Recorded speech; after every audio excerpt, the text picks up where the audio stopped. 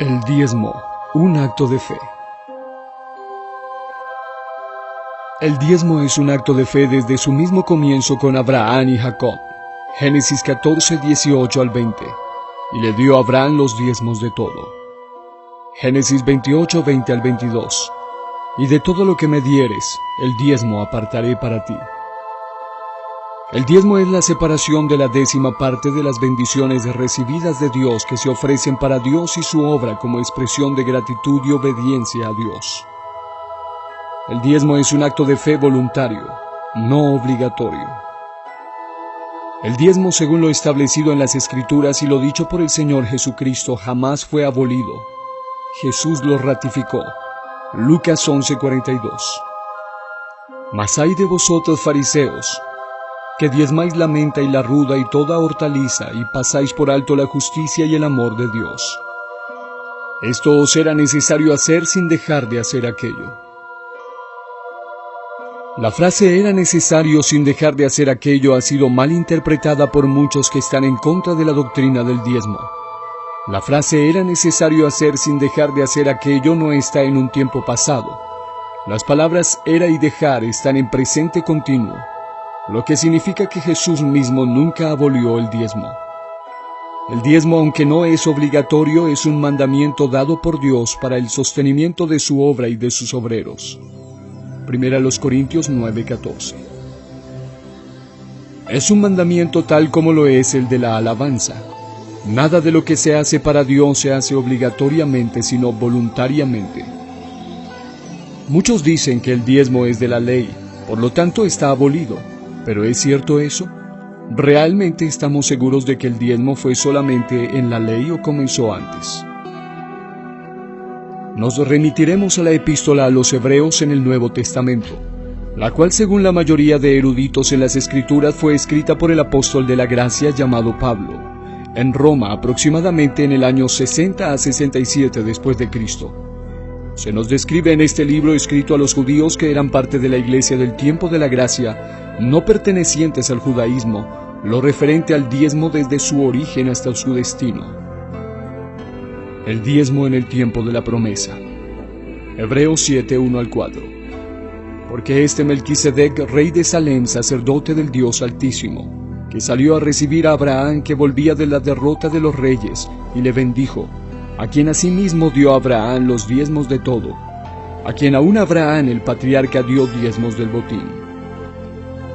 El diezmo, según estos pasajes bíblicos, comenzó en la dispensación de la promesa como un acto de fe con Abraham, lo cual anula la falsa concepción de que el diezmo es de la ley, y que por lo tanto no está vigente en este tiempo.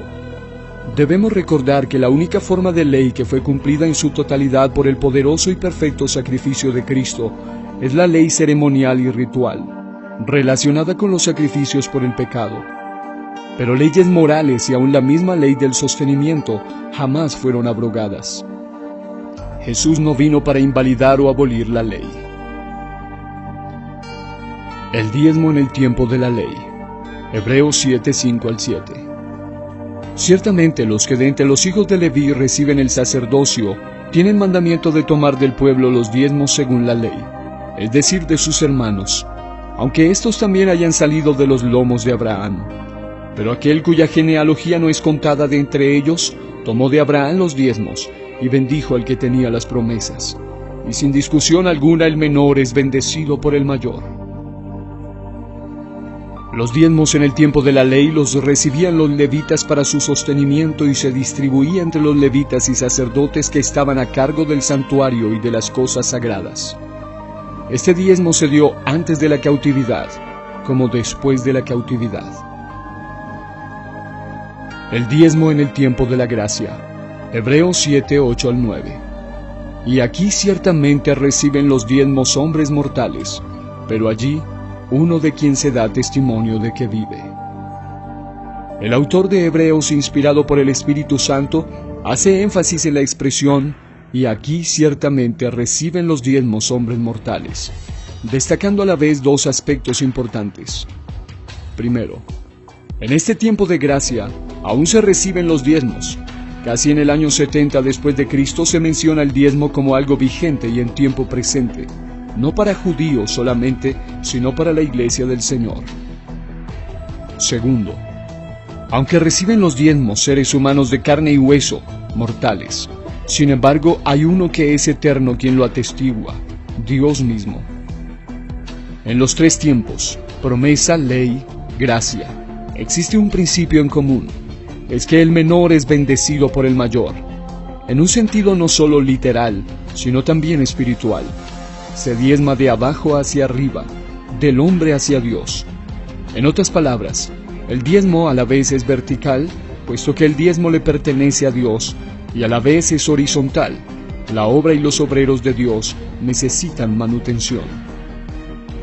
El diezmo, al ser un acto de fe, debe hacerse de corazón, no por obligación. Al hacerse de corazón se da con alegría. Tal diezmo es consagrado a Jehová, a su obra y a su servicio.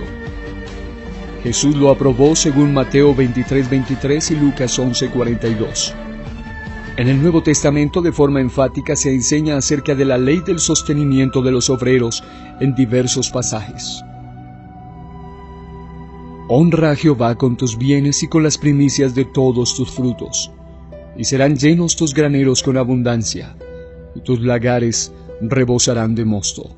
Proverbios 3:9 al 10.